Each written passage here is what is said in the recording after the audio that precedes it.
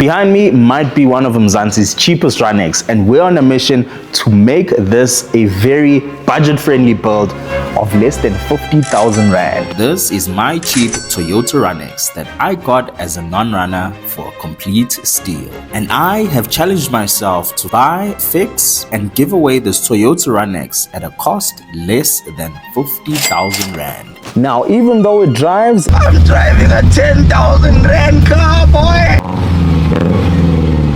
It smokes terribly and it's got a very bad misfire. So on this video, we are going to attempt to rebuild this engine and make sure this car is driving smoothly. In this video, we will be removing the engine, stripping it down to the bare block and completely rebuilding it with brand new spares. And finally, try to get it running without any issues. To top it all off, I'm gonna attempt to do this in under 24 hours. This car doesn't run or it explodes. What happened? So, let's get it done. So what we're actually gonna do now is get the engine out of this car. Unfortunately today, I got one of the worst help I could get in the shop. Panache is not here, Sanil is not here. I got the slowest, most inexperienced happy to work with me. So I got one of my guys that's going to be helping me today with the Toyota RUNX. Let's get this engine out. So for all of you guys that always say old cars are easy to work on, today I'm going to show you that Leon Daiko, that does not exist. So let's get this engine out, get it reconditioned and get it done. Bruce, let's go. I'll have to start by removing the airbox, radiator, and the fan. While I'm busy in the top, I've asked Bruce to be busy with the suspension and remove the drive shafts so we can remove the engine with the gearbox connected to the engine. One of the things that actually sucks about working on old cars is that just like Golf 7 GTIs, you can't take out the engine with the wiring. With old cars, you have to unplug each and everything individually, leave the wiring harness on the car itself. So that's one of the things that's actually quite annoying about working on old cars. Otherwise, if this was a Golf 7, this engine would be out in 30 minutes. So now what we have to do is unplug everything one by one by one. Let's go. One of the tricky things about working on old cars is removing bolts and nuts, because most of them tend to be seized and rusted on to the components. So you need to ensure that you are both gentle, precise, and make sure that you do a proper job while removing them. So in order for us to get most of this wiring out, it looks like the intake manifold is going to be out. So while Bruce is taking out the suspension there, I'm gonna sort out the big stuff on this side. So yeah, let's remove the intake and then take everything from there. I'm pretty sure maybe there's like an easy way to do it, just because I've never done a RUNX before.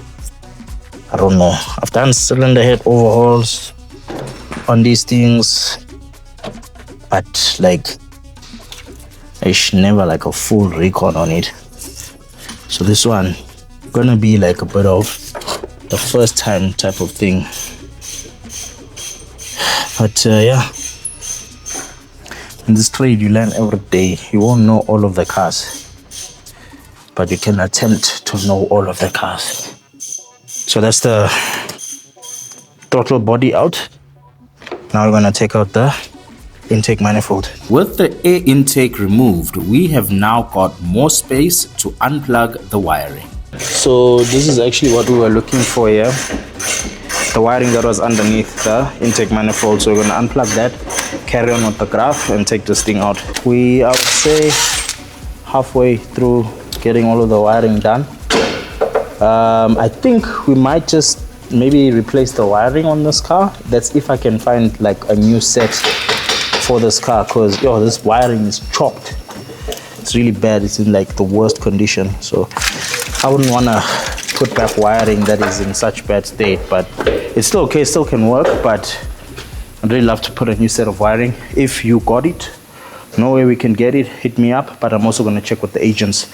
We also still going to take a drive down to Durban, because our guys at Toyo City said, Mambo, We heard you looking for some spares for the Toyota RUNX. Come through. Let's see what we can give you and what we can get for you. So we're gonna take a drive down to Durban later on the video and see what we get in Dubs. One of the most annoying parts of wiring that we've done was when we were working on the GTR.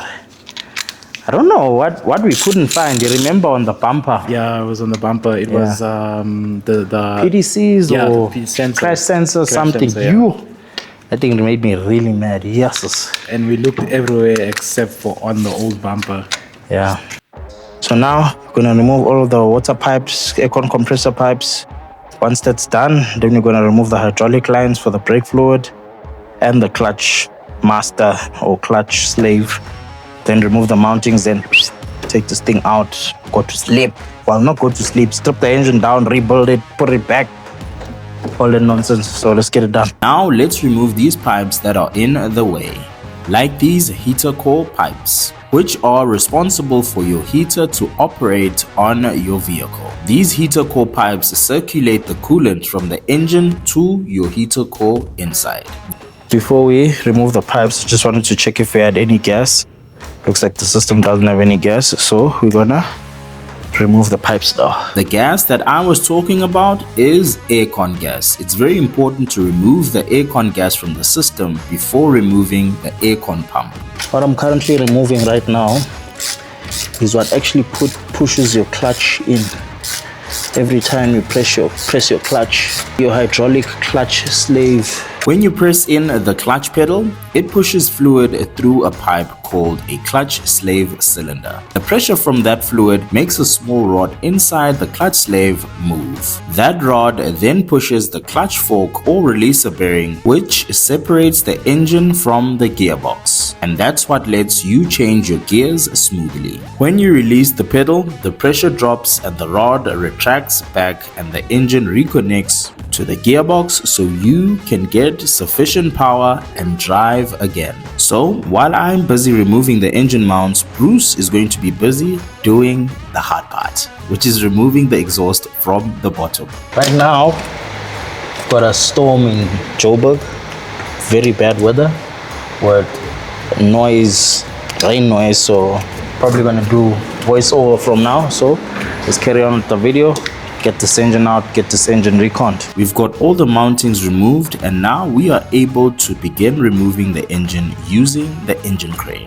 When removing an engine from an engine bay, you always have to make sure that you've got sufficient clearance all around, and take your time and remove it slowly. Removing the engine slowly helps you see whether you've got some pipes that are still connected that you unfortunately didn't see while you were stripping. We found out that there's a mounting in the way, so we began removing it. This one you say you can do a wet cam lens on a Ford Figo. Aye, that one is not for small boys.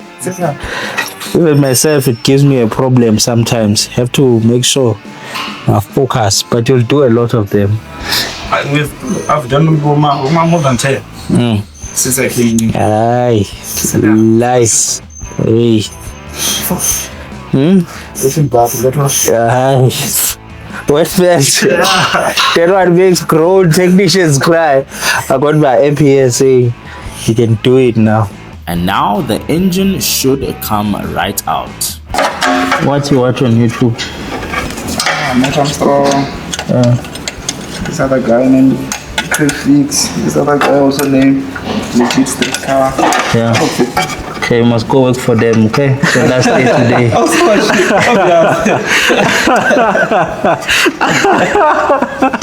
Look at that. In just a couple of maybe 40 minutes, the engine is finally out.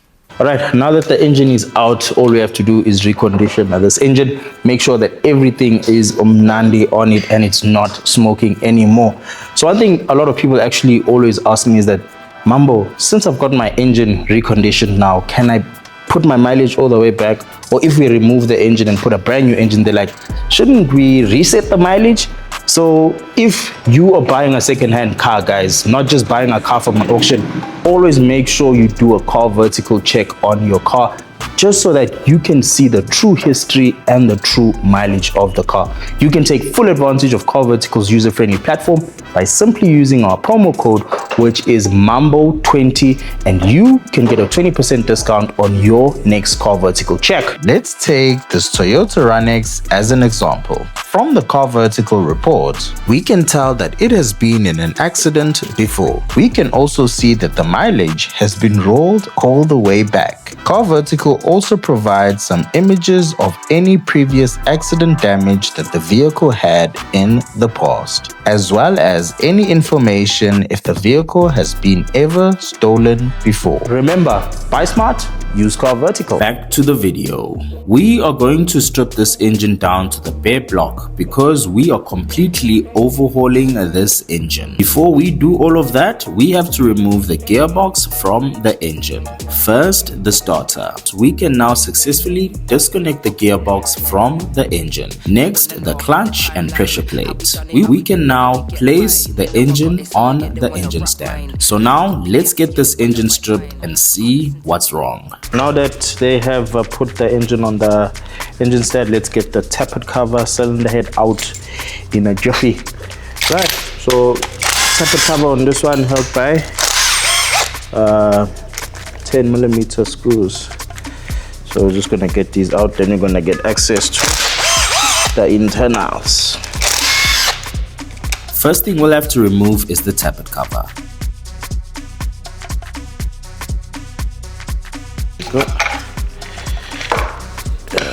Where is it holding? Okay. Bruce and I will work on removing the V-belt pulley and the crank pulley bolt, followed by the timing cover. And I noticed something shocking with the timing chain. It was loose and had too much slack. But I actually didn't realize that the moment you remove the timing cover comes out with the tensioner. So it turns out there was nothing wrong with it. Where's the tensioner? So how does it keep tension? The tensioner stays on the timing cover. So that's why it's loose. This little gear I'm removing now is called the crank sensor ring. The crank sensor pickup ring is a metal ring with small teeth attached to the engine's crankshaft. As the crankshaft spins repeatedly, the teeth pass by the crank sensor and reads their movement. The signals sent and picked up by the crank sensor then sends signals and information to the car's computer box. This helps the computer know how fast the engine is turning and where the pistons are, so it can help with the fuel and spark timing for a smooth engine operation. And the reason why I'm telling you guys all of this is because this will play a crucial role later in this video. The timing chain is finally out. Let's remove the camshafts.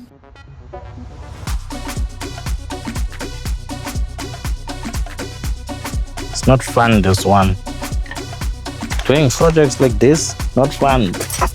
It's just work. Lots of work. Producing these videos is a lot of work, and we do it with a smile on our face day in and day out. And that's why we are so happy to say that we started off this year with 60,000 subscribers, and now we are only 1,000 subscribers away from 150,000 subscribers. So please make sure to hit that subscribe button so we can hit our goal of 150,000 subscribers. And I will always make sure that I give back to you guys for always helping us grow. The camshafts are out, leaving the cylinder head. To remove it, all we'll need to do is to loosen the cylinder head bolts. We are now going to put back the camshafts back to the cylinder head so that the shims don't accidentally fall by mistake and get mixed up. With the camshafts back on, we are going to now send the cylinder head over to engineering. This is called piston flap. You normally do that if you've got worn pistons or worn rings. So that is cooked. Have to change these pistons and rings one time. Let's turn the engine and see how bad the balls are, if we need to send them to engineers or what. So the sleeves look fine. What we'll do is measurements for taper and ovality. If it's good, then we'll just change the rings and the pistons. If it's bad, then will rebore. But I think this is still good. What you say, Abe? So I can blame you. So I'll say, hi, Abe said it was fine. Now the cast is smoking. I'll still look fresh. No smells. Yeah. And so, what we're gonna do now? Have to remove these pistons out. Send the cylinder head for overhaul. Change the valve stem seals because you don't know if the valve stem seals are leaking. And then take it from there. So let's go get some spares that we need for the exterior of the body, as well as the internal parts for this car. For us to order the correct pistons, we will need a sample. And we are going to put Bruce to the test to see how fast he can remove them. So you got 10 minutes to remove the one piston for sampling from the block. Can you do it? It's doable. It's doable. Yeah. Come, let's go. For that, he'll first need to drain the oil sump. Once the oil has been completely drained, Bruce can now turn over the engine and start removing the bolts that hold the sump. Pretty sure I could have done it more fast than him, but Bruce has finally got the sump out and now he can have access to the pistons and the conrods. Because Bruce is lazy, just like the cameraman, he's going to remove the one that's furthest from the oil strainer because it's the easiest. In order to remove the piston and conrod, we'll have to loosen the big end bearing cap. When the bearing cap is removed, all you have to do is to just push the piston out of the block. So Bruce managed to get the sample out unsupervised in almost an hour. Sure. Without breaking anything. Well done, Bruce. Not bad. 3 minutes after 5. Good job, Bruce. Good job. Now let's head to Durban to get some parts for this RUNX at Toyo City. Remember when I said This is everything we need. If you are a Toyota parts supplier, please hit us up if you'd like to sponsor some spares or even sell some spares to us. We'd really appreciate it. We don't know where to look. We are just some VW Audi boys here. Well, Toyo City reached out and they are your one-stop spare shop for all of your Toyota spares. I got a comment on our last video of the RUNX video, so I asked you guys where can we get some spares, and I remembered by a comment that we saw from Toyo City all the way in Durban. They said, Mambo, have you forgot about us? We've had your back since you were in Durban. You're in Josie now. You're still our boy, and we'd love to help you with the build.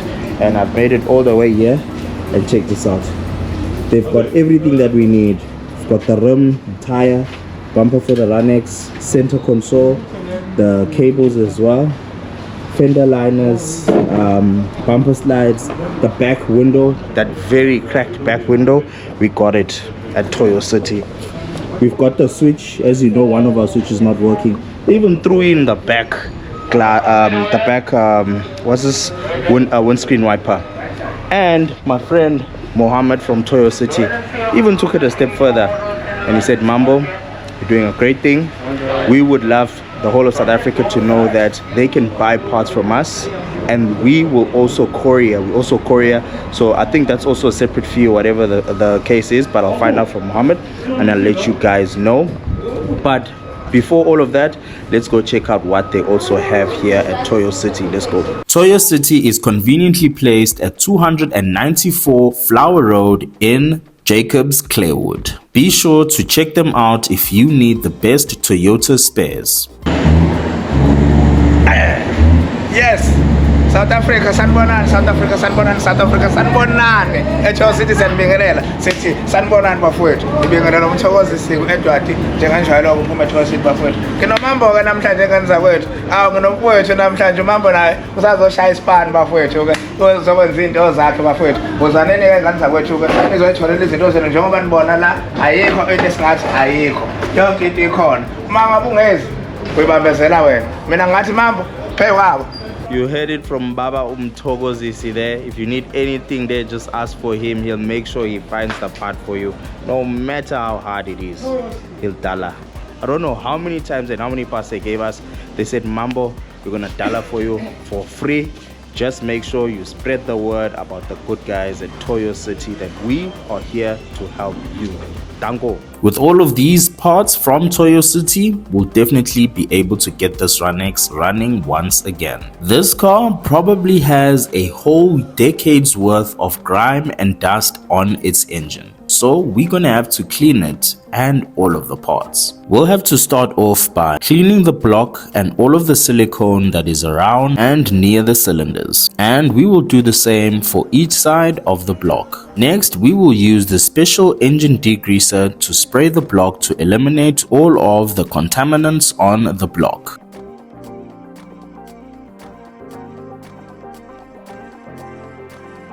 Using the same degreaser and brush, we will deep clean this block to prepare it for a rinse. To get the best results, we are going to repeat this process over and over again till we are happy with the results.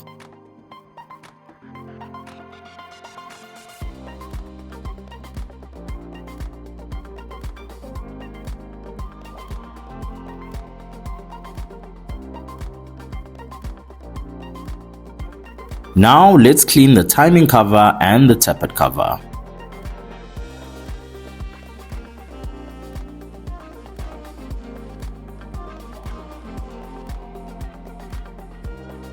And how can we forget about cleaning the gearbox? With the gearbox, we'll use a slightly different degreaser. Now the block and gearbox are clean and you can clearly tell the difference. I think I'll feel more confident rebuilding this engine because the engine is clean.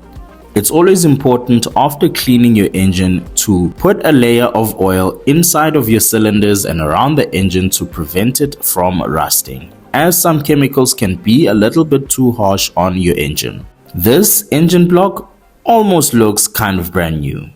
Alright, now that our parts have been nice and cleaned, we've got all of the space that we need for this RUNX. Let's start building this engine. With that done, let's put everything back together. We have bought new pistons, new rings, and a complete gasket overhaul set. First, we'll need to start by removing the 3 pistons that were left in the engine block.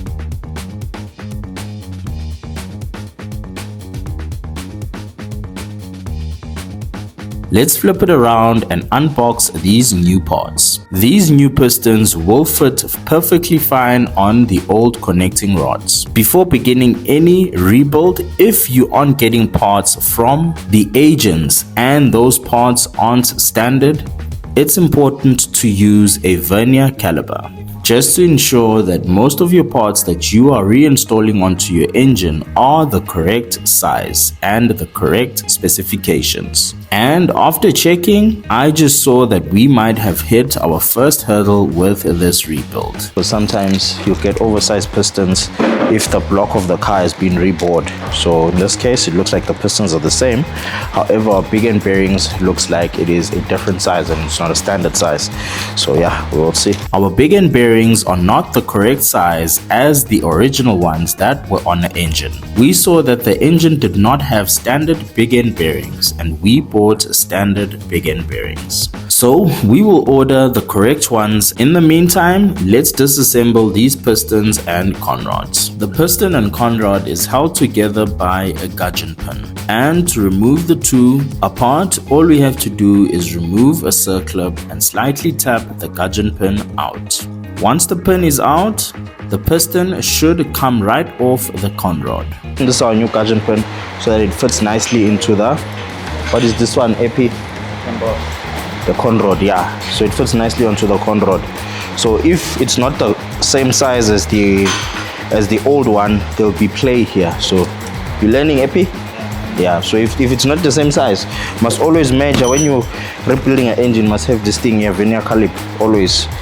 Always measure your old parts and your new parts, just so that after you finish rebuilding your engine, you don't have any problems and the customer doesn't say, ever since you opened my engine, now there is a funny noise. You know what is this one I'm putting in right now?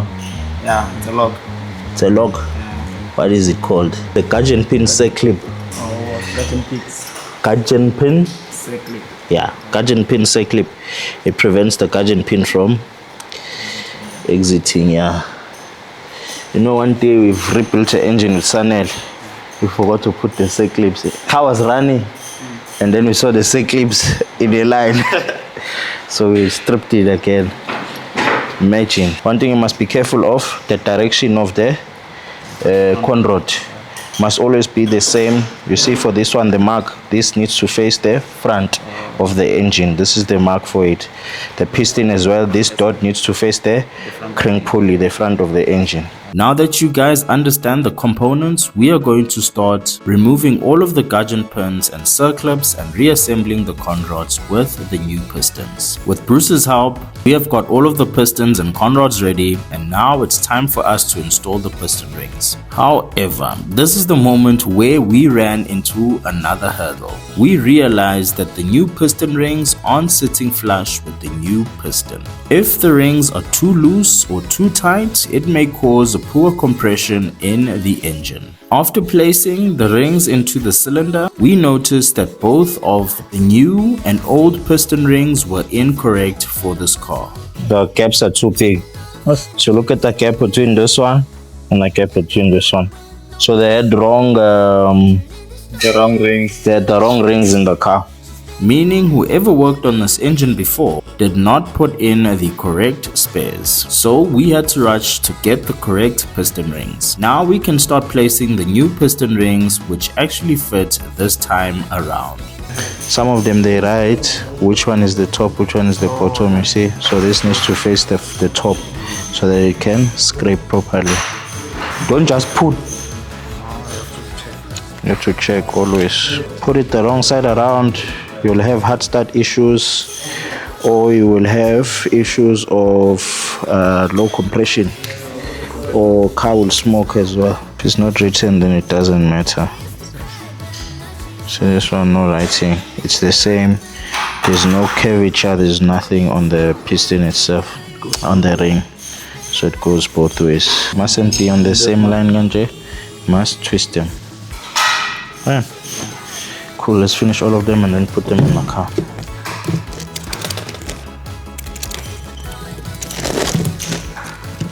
And then why are you doing that? Just for it to sit nice. And for it to, isn't this one, the oil ring, it's got a gap in between just so that it sits properly and it connects properly. You see that one? Why I also do this, you need to see if the rings don't stick. They need to be able to move. That other ring that I took out, it was getting stuck. It needs to be able to be free like this and move. If it's getting stuck, then once you put it inside, it can just stick together to the piston like this. And then you're gonna have no compression. That's why I think this car had like a very bad hard start. You remember, because you have to swing for a long time and then let the compression build up, and then the car eventually starts. The pistons and conrods have been assembled with the rings. Let's put them in. It's important to lubricate your cylinders and the pistons before fitting them in to avoid any damage caused by friction. So I have read, or you shouldn't put your fingerprints on the bearing, so is that true? Just lubricate it. Otherwise, how you gonna hold the bearing? Must just make sure that it's not contaminated, that's all. As you can see, just put oil, because if it's contaminated, this is a very, the tolerance in between the bearing and the crank is very small. So now if there's like dead particles and whatnot, then you'll have issues. You think the guys that are fixing cars in the side of the road, you see those mechanics that take out the engine like this, you think they don't put fingerprints, they put them. We'll use this piston ring squeezer to insert the piston into the cylinder and then slightly tap it so it can fit properly. We will begin with pistons 4 and 1. Before we fit these conrods and pistons into the cylinder, we will have to change the big end bearings and then insert the new big end bearings to the conrod and the big end bearing cap to connect the bearing caps and torque them down. So we'll have to do this for all 4 pistons. So let's turn the engine over to see if it turns freely. Every time you tighten big end bearings and main bearings, just turn the engine just to see if it's not seized and everything is turning nice. Turn the engine to see if everything is okay. They're not sticky. Okay. Yeah, the engine's turning nice.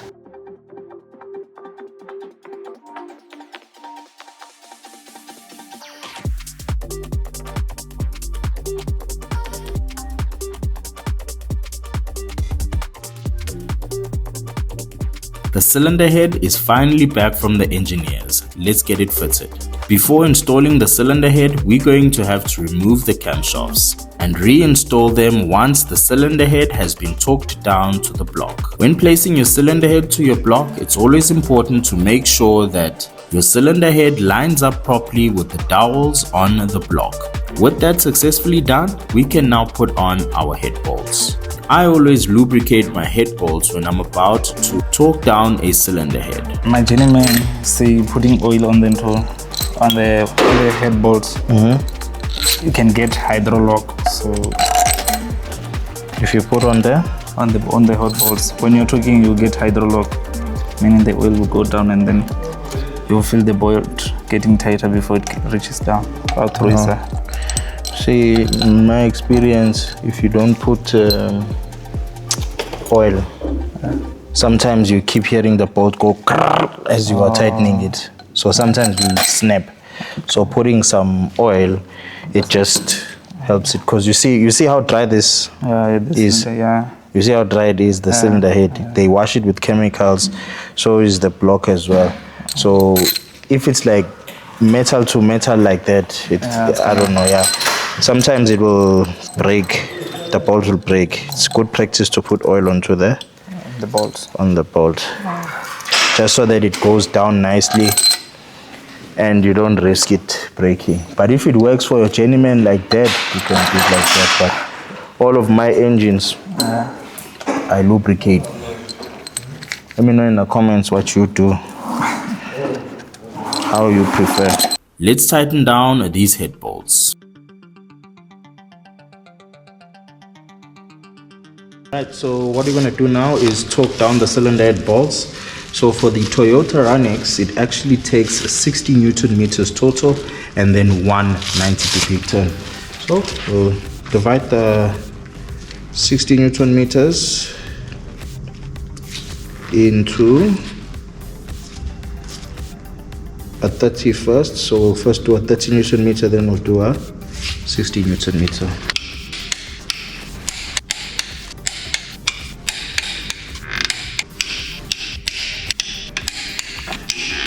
We've got the head bolts torqued down, so now let's install the camshafts, followed by the cam caps. Now we have to cut out the oil pump gasket. With the oil pump gasket installed, we can now fit in our oil pump. Let's move on to the timing chain. Here's a quick tip when you are installing your timing chain. Always line up your timing marks on the crankshaft and camshafts before fitting your timing chain. If those marks aren't properly aligned, the engine will definitely not run properly. Next, the timing chain guides. Before closing it up, we'll have to use silicone since we don't have a timing cover gasket.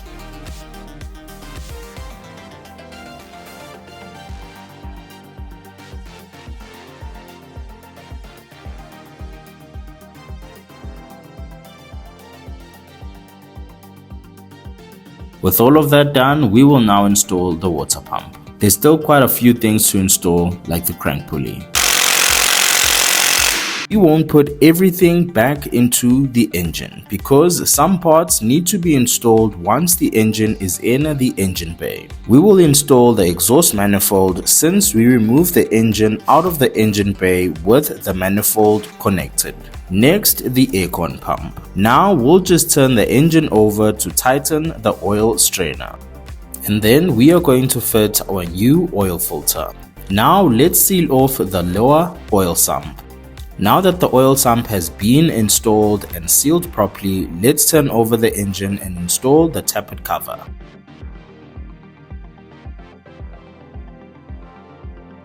We can now put the engine back into the engine bay. So let's strap it up and install it with the engine crane. But before we do that, let's get the gearbox connected. How we took off the gearbox is exactly how we're going to put it in, starting with the flywheel. What is the clutch for, Bruce? The clutch is to It don't say change gears, you will lose your job. No, it's not for changing gears. What is the clutch for? It's for connecting the motion from the gearbox to the engine. The motion from the engine to the. The main purpose of a clutch plate. What is the main purpose of brake pads? Huh? To slow down the car. Yes. So that's what the main purpose of a clutch is too as well. Is to slow down the speed of the engine so that you can engage another gear. So that's what it's like. That's what it's for mostly. It is for changing gears, but its main function is to slow down the engine. Okay. So that you can change the gears. Flywheel, you know what it's for? Yeah. What it's for? It's for turning the engine. Flywheel. Yeah. I don't remember properly, but I think the flywheel is to store. No, it's to store kinetic energy. The flywheel is for storing kinetic energy. Mara. Everything they find in the book. When you're seeing it now, you know already. The engine gets turned by the starter, and the reason is the starter turns the flywheel. Check there on Google. What is a flywheel for? The shortcut. So it says flywheel's main purpose is to store rotational energy, to smooth out the engine's power delivery, balance engine speed, and reduce vibration. You see why?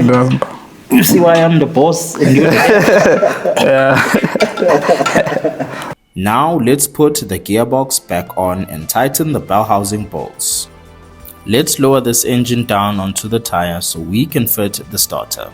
Now let's throw the engine in.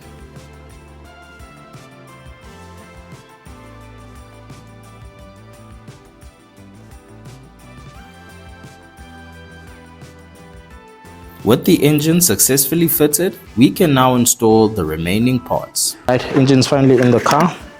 All that's left for us to do now, the fun part, wiring and then intake, injectors, then we're gonna fire it up and see.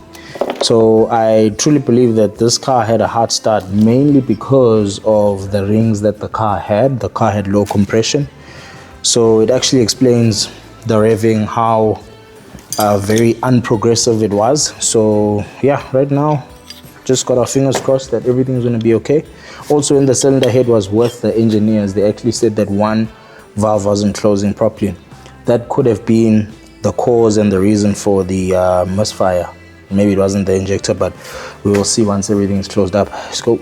And while I'm busy with that, Bruce will mount the exhaust manifold back onto the exhaust from the bottom. Hey Bruce, did you have a good time under there? We were making great progress until... Ooh. Hey Bruce. Yes, sir. I'm gonna have to take this engine out again, Baba. What?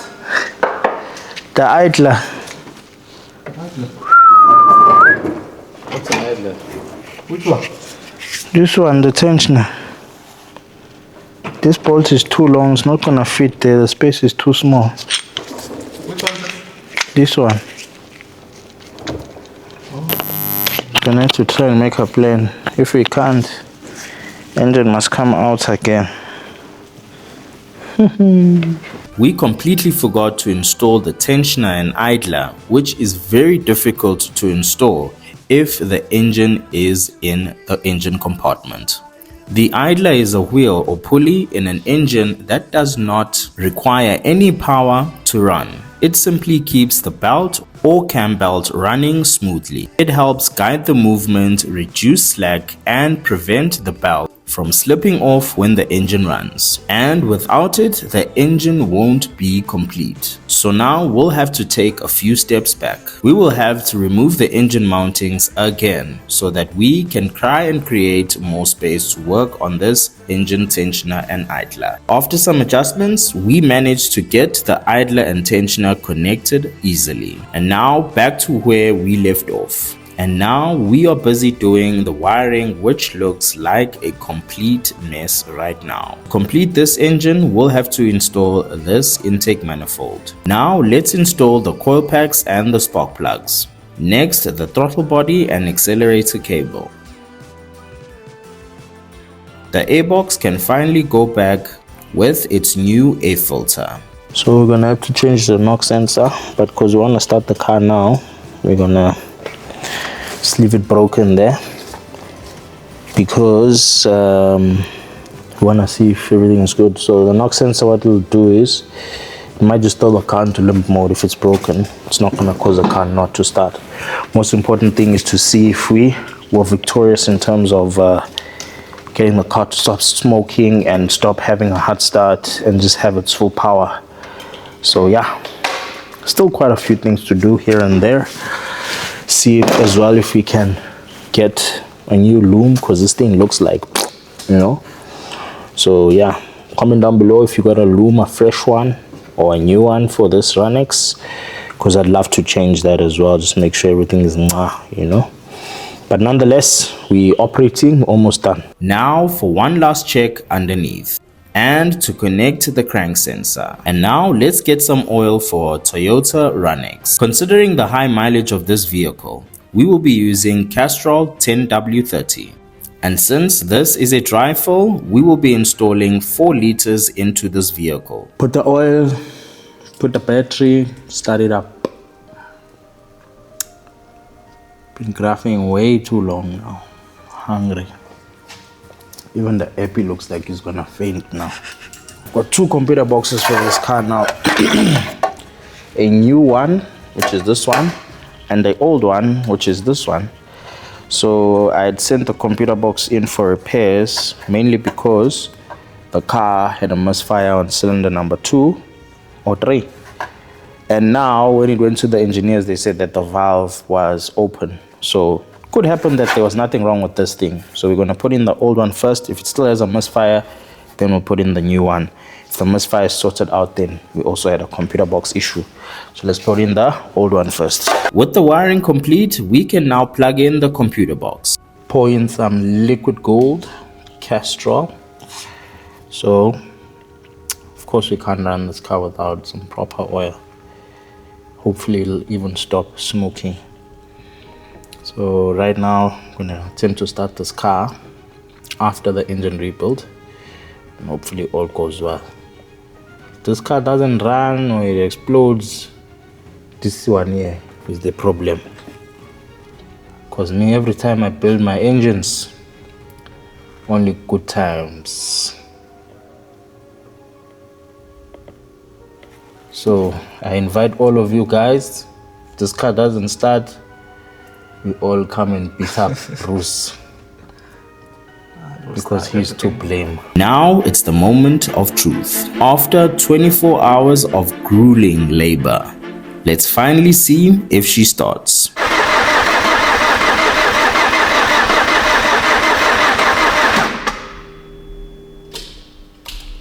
Again.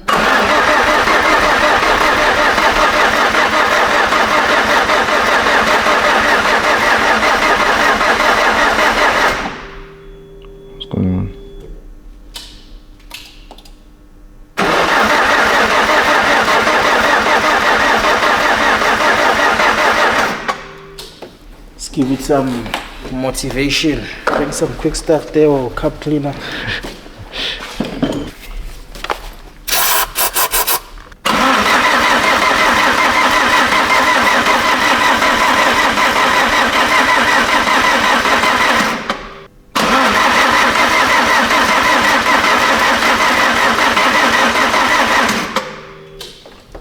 Bruce, what's wrong there? I'm getting slow. What? Do we have... Yes.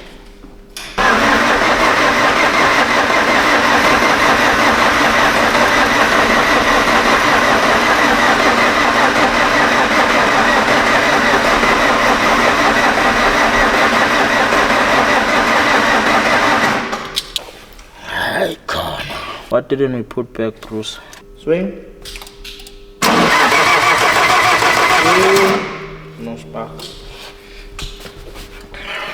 Swing.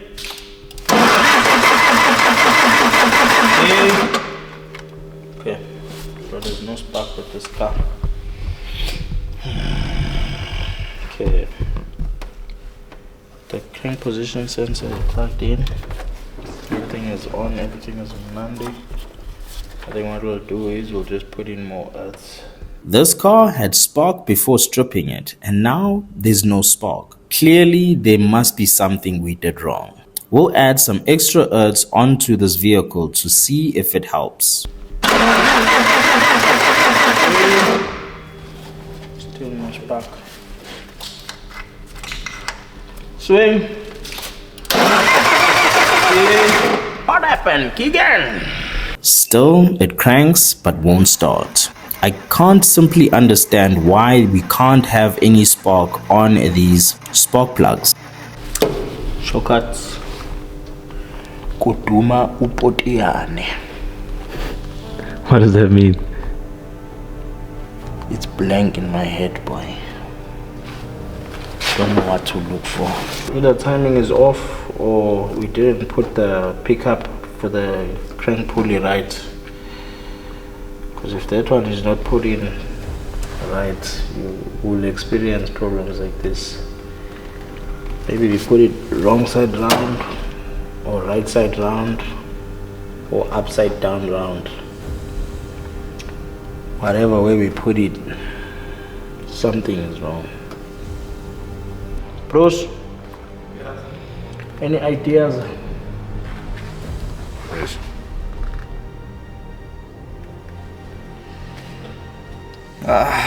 Check the fuse, me. No spark there? Nothing.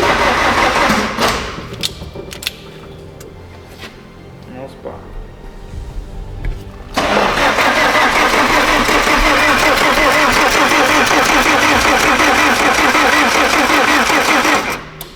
And that's where we called it a day. Out of fear of burning the starter and causing further damage, we'll have to try again in the next video.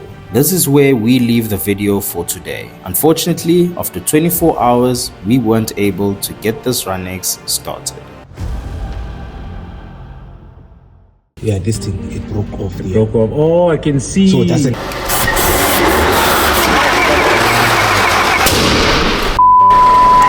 Whoa. What happened? I'd like to thank all of you guys for helping us be nominated for the 2025 Automotive Content Creator of the Year on the SASMAS Awards. Please note that we have been nominated 2 times in a row, and this time is our 3rd time. So please, I'm counting on you guys. Let's win it this time around. You can vote for us by simply going on the SASMAS website, and you can vote for Mambo Repairs. Please, let's win this one, guys. Come on, come on, come on, come on. As always, thank you for watching, and remember, don't hate, congratulate. Bye-bye.